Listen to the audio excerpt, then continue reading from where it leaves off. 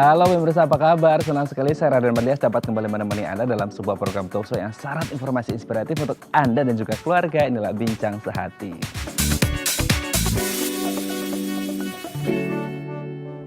Ya pemirsa, kalau kita berbicara tentang keluarga gitu ya, pasti yang diingatan kita ada ayah, ada ibu, ada anak, dan ada kehangatan keluarga yang ada di sekitar kita seperti itu ya. Nah kalau ada satu aja gitu yang kurang, kayaknya kurang klop, kurang komplit, dan kayaknya kurang harmonis seperti itu ya. Karena masing-masing ini punya fungsi masing-masing seperti itu. Nah bagaimana kemudian menjaga keharmonisan keluarga supaya tetap penuh dengan cinta? Nah inilah topik yang akan kita bahas hari ini, yaitu menjaga keharmonisan keluarga seperti itu. Namun sebelum membahasnya, kita akan membahas terlebih dahulu beberapa mitos atau fakta yang berkaitan dengan orang tua dan pengasuhan anak. Kita lihat yang pertama. Tahu segala jawaban. Jadi kalau kita ngomongin orang tua gitu ya, biasanya kan orang tua ini sudah makan banyak sekali pengalaman dalam hidup, lebih tua pasti, lebih banyak pengalaman pasti dibanding dengan anak-anaknya. Tapi ada kalanya pasti orang tua ini ketika dihadapkan pada suatu masalah, mereka tidak bisa menyelesaikan masalah gitu. Nah tidak ada salahnya untuk kemudian nanya gitu ya ke yang lebih tua atau profesional untuk mendapatkan jawaban dan juga solusi dari permasalahan yang mungkin sedang dihadapi seperti itu ya. Kita lanjut yang kedua, mengontrol tingkah laku anak. Nah kalau berbicara tentang peran orang tua ini memang lumayan berat seperti itu ya. Salah satunya mungkin bagi orang tua yang tinggal di perkotaan gitu, ini agak berat banget untuk mengontrol tingkah laku anak. Apalagi ketika orang tuanya nih ya, ayah ibunya itu dua-duanya sama-sama kerja gitu ya. Jadi untuk ngelihat, mengevaluasi, mengawasi si anak ini mungkin tugas yang agak berat. Nah ini mungkin memerlukan perhatian lebih dari orang tua untuk sama-sama teamwork gitu antara si ayah dan juga si ibu untuk mengawasi si anak. Oke, kita lanjut ke yang ketiga. Stres dan perdebatan. Nah ini mungkin yang sering kali terjadi apalagi di masa pandemi seperti sekarang ya, di mana banyak sekali stresornya gitu ya, dari faktor finansial iya, dari faktor sosial iya, dan lain sebagainya. Jadi ketika mungkin ada permasalahan, kalau bisa kita sebagai orang tua harus menghindari namanya stres dan juga perdebatan. Orang tua harus bisa menjadi penengah gitu ya, jangan semuanya emosi. Kalau si ayahnya emosi, anaknya emosi, si ibu harus bisa menjadi penengah seperti itu ya. Kita lanjut yang selanjutnya, kerja keras dan tidak menyenangkan. Nah ini memang menjadi tugas PR dari orang tua untuk bekerja keras demi menafkahi keluarga. Memang terkadang kita berpikir kayaknya aduh kok waktunya habis buat kerja, capek seperti itu ya. Tapi kita harus menikmati kerja keras kita demi masa depan keluarga yang lebih baik gitu ya. Kita lanjut yang terakhir, keluarga alasan untuk pulang. Nah ini yang paling penting. Kemanapun kita pergi, apapun yang kita lakukan, apapun yang kita usahakan, pasti ujung-ujungnya pulangnya kita adalah ke keluarga kita. Jadi apapun usaha yang kita lakukan, kerja yang kita lakukan, kemanapun kita pergi, entah itu merantau ke kota seberang atau negeri seberang, pasti keluarga akan menjadi alasan kita untuk pulang. Oke, itu dia tadi 5 mitos fakta seputar orang tua dan pengasuhan anak, dan kami akan membahasnya sesaat lagi. Tetap bersama kami di Bincang Sehati.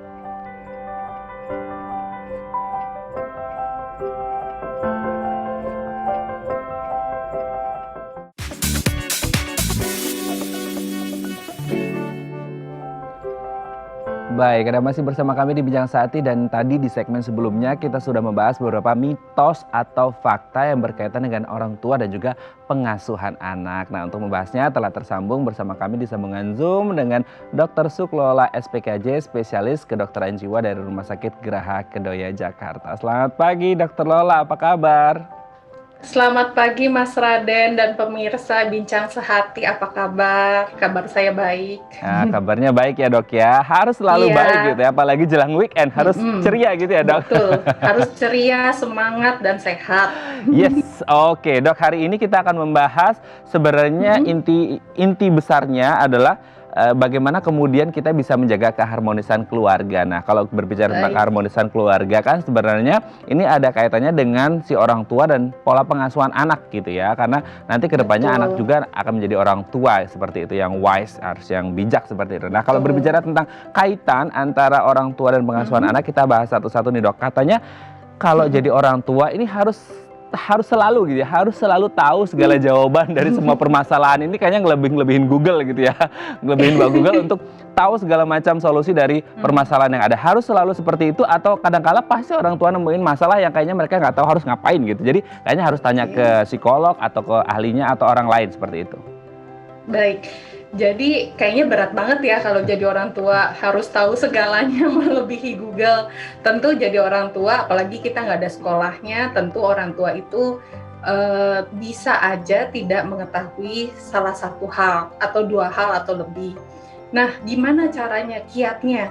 Jadi coba diskusikan dengan anggota keluarga, juga ke anaknya. Misalnya mau tahu tentang apa nih pelajaran sekolah, mungkin perlu diskusi juga sama guru, sama anak, terus udah kayak gitu menemukan juga solusi-solusi bersama. Jadi kan beda anak pasti beda-beda ya kondisinya, cara belajarnya. Nah ini juga penting untuk dilihat. Kemudian jika itu juga mentok gimana? Coba misalnya nanya ke ahli, misalnya lihat bagaimana sih cara belajar yang baik, bagaimana sih cara komunikasi yang baik, karena sekarang ini faktanya orang tua dituntut untuk tahu segalanya, padahal pola komunikasi aja belum tentu berjalan. Nah ini bahayanya anggapan orang tua harus tahu segalanya, jadi itu tentu saja saya katakan itu mitos. Baik. Oke, mitos ya. Oke, Dok. Mitos. Jadi memang sebagai orang tua tidak mungkin untuk bisa mengetahui segalanya, tidak mungkin bisa mengetahui Betul. segala jawaban. Yang pasti harus disupport Betul. dari support system yang ada di sekitarnya gitu ya, Dok ya. Betul, Oke, betul. kita lanjut ke yang kedua nih, Dok.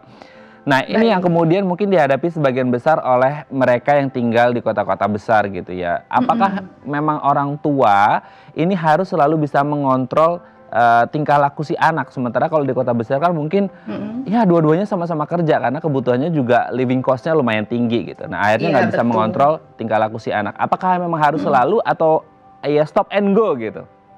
Oke, jadi kalau misalnya anak selalu dikontrol, kita ambil contoh aja, mungkin nggak sih kita dan anak kita itu sama? Mungkin nggak sih kita dan anak kita itu punya pemikiran yang sama, cara bicara yang sama, kemampuan intelektual yang sama? Kayaknya juga nggak mungkin ya. Jadi kalau nggak mungkin, gimana kita bisa ngontrol orang tersebut? Terus kemudian juga kayaknya segala sesuatu di dunia ini tidak bisa sepenuhnya kita kontrol. Jadi memang beberapa juga menyarankan tetap melakukan stop and go tadi. Misalnya kita lagi bekerja, tentu kita juga perlu memberikan kepercayaan kepada pengasuh, namun tetap menerapkan batasan-batasan tertentu. Misalnya, oh anak dibiasakan tidurnya di bawah jam 8 misalnya. Nah, batasan seperti itu yang menjadi aturan wajib dalam keluarga. Jadi menurut saya dibandingkan kita kontrol segalanya yang itu merupakan sesuatu yang irasional dan tidak mungkin, yang akhirnya kita juga frustasi, lebih baik kita menetapkan batasan yang disepakati bersama, misalnya jam makan, jam sekolah, waktunya mengerjakan tugas, dan lebih berfokus terhadap perkembangan si anak itu sendiri, karena kan masing-masing anak juga memiliki kebutuhan yang berbeda-beda. Saya rasa sih kalau kita harus ngontrol segalanya itu terus terang mitos, karena kan nggak mungkin ya, itu irasional. Oke, berarti kan memang tidak harus selalu mengontrol karena kayaknya nggak mungkin juga 24 jam kita harus mengontrol si anak seperti itu ya. Mungkin dari sisi sudut pandang si orang tua mereka akan frustasi karena kayak nggak bisa akhirnya mengontrol 24 jam dan dari sudut pandang si anak mereka akan merasa terkekang, jadi akhirnya nggak baik juga untuk kesehatan mental si anak gitu kali ya, Dok ya. Betul, Yang lebih dan baik anak juga akan merasa kok saya jadinya isinya peraturan, loh apa hak saya sebagai anak? Akan ngerasa kayak gitu. Berarti memang harus diskusi antara orang tua sama anak untuk mengetahui ini hak sama tanggung jawab si anak, supaya dari situ juga mungkin anak mulai bisa belajar supaya ke depan hidupnya bisa lebih mandiri dan menjadi problem solver gitu ya. Oke, mantap. Oke, kita lanjut ke yang selanjutnya nih, Dok. Yang juga mungkin sering kita hadapi adalah stres dan perdebatan gitu ya di dalam rumah tangga. Nah, ini fungsi sebagai orang tua harus menjadi penengah gitu ya, supaya tidak terjadi yang satu ngomporin, akhirnya plus api ketemu api jadi negara api gitu ya, Dok ya. Jadi ada yang lain semuanya gitu emosi ya. gitu. Gimana nih, Dok? Iya, jadi sebenarnya kan kita juga perlu melihat kira-kira anak yang kita lagi perdebatkan itu kira-kira usianya berapa. Misalnya anak usia 3 tahun, terus orang tuanya berharap dia dengerin nih segala komplainan dari orang tua yang mungkin setengah jam, 30 menit, 60 menit, padahal kemampuan fokus anak itu baru misalnya 5-10 menit. Sehingga orang tua tambah frustasi, yang satu juga ikutan frustasi, kepancing jadi meledak. Padahal tidak demikian.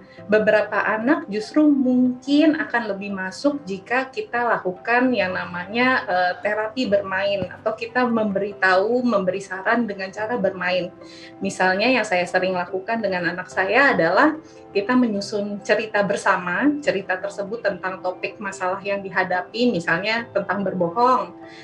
Cerita tersebut menggambarkan sosok yang suka berbohong, terus kemudian dikasih tahu dampaknya sosok tersebut akan mengalami apa, terus kasih tahu juga sebaliknya apa yang perlu sosok itu lakukan, dan dia bisa menghindari masalah tersebut. Dengan melakukan pola yang kita kenal sebagai storytelling tersebut, anak lebih mudah memahami. Itu satu, karena kan topiknya jadi menarik, anak juga jadi ikut kontribusi. Kadang-kadang anak juga akan bilang, oh ini sebaiknya dia begini loh, nggak begitu. Dan itu pun menjadi bahan refleksi dari anak sendiri.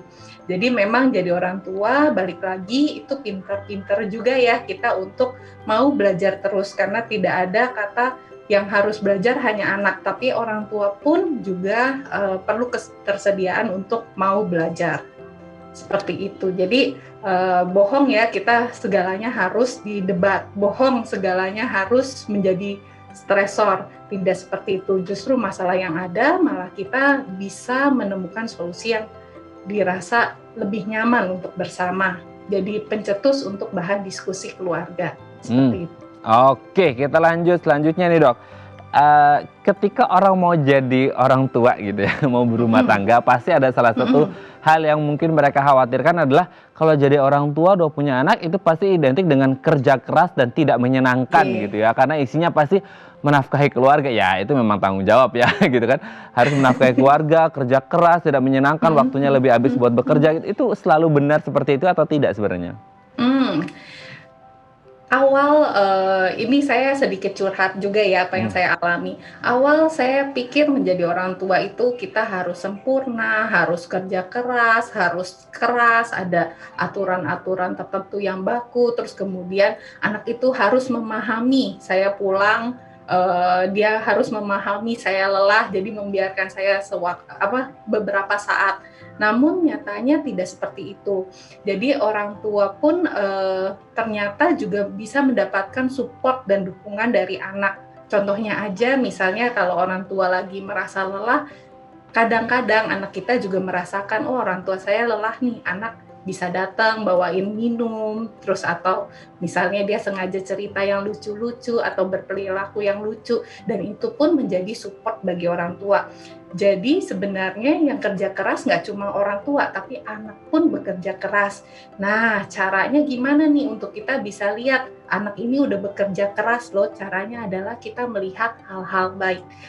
Bagi beberapa orang tua yang sulit untuk melakukan hal ini, saya selalu menganjurkan untuk menyebutkan satu hal minimal yang baik yang dilakukan oleh anak atau yang bisa dia syukuri setiap di akhir hari sebelum dia tidur. Mungkin dengan gini kita akan lebih merefleksikan diri kita sendiri untuk bisa lihat lagi apa sih hal-hal yang udah dilakukan oleh anak, dan kita kemudian bisa mensyukuri hal tersebut seperti itu.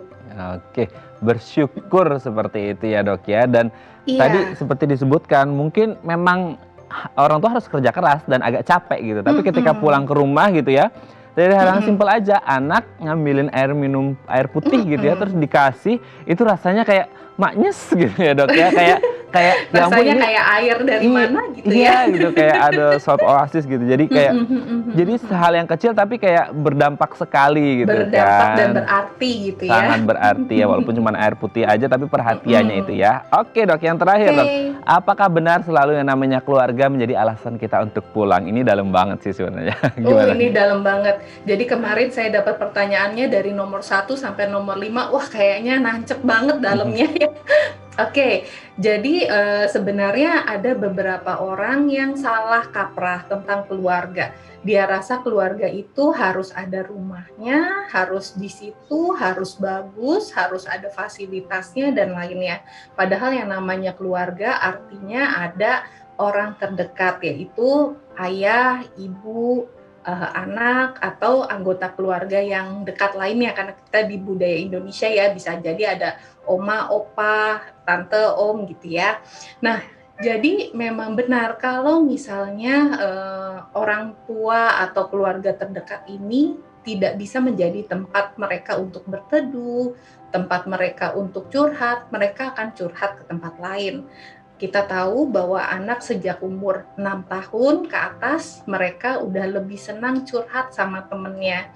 Dengan kita bersikap cuek, otomatis anak akan mencari perhatian keluar, misalnya ke gurunya, terus kemudian ke teman-temannya. Nah, ini yang jadi bahan permasalahan tersendiri saat ini. Nah, jadi bagaimana cara kita membangun hubungan di dalam keluarga? Tentu hubungan di dalam keluarga nggak pernah mulus ya Bapak Ibu sekalian. Tapi hubungan di dalam keluarga ini sifatnya adalah kita coba dan kita coba lihat hasilnya. Jadi semacam tes, trial and error. Jadi kalau kali ini masih salah tidak apa-apa, coba didiskusikan lagi, coba cari cara lagi yang terbaik untuk keluarga. Jadi yang ini sih fakta yang sangat sulit untuk dilakukan, tetapi bukan berarti tidak bisa dilakukan. Oke, ibarat kata nih ya Dok ya, mungkin ketika kita lagi mau bagusin jalan gitu ya, jalan aspal, sebelum aspalnya jadi mulus gitu ya, pasti akan dikasih dulu itu kerikil-kerikil ya, bucil-bucil yang ini bisa menyakitkan kalau diinjak gitu. Tapi ketika nanti berproses, ada panas di situ ditempa gitu ya, akhirnya jadi aspal yang mulus. Begitu juga dalam keluarga, dalam kehidupan kali ya Dok ya. Baik, terima kasih Dokter Lola sudah berbagi bersama kami pagi hari ini di Bincang Sehati. Kita doakan semua dari kita bisa menjadi orang tua dan anak yang baik dan harmonis dalam kehidupan rumah tangga. Terima kasih Dokter Lola, selamat pagi, sehat-sehat terus dan salam untuk keluarga di rumah. Iya. Baik pemirsa, selanjutnya kita akan membahas tema kita hari ini. Bagi Anda yang memiliki pertanyaan, Anda bisa menghubungi kami di nomor 021 290 32644 atau DM Instagram kami di @bincangsehati.tv. Kami akan segera kembali.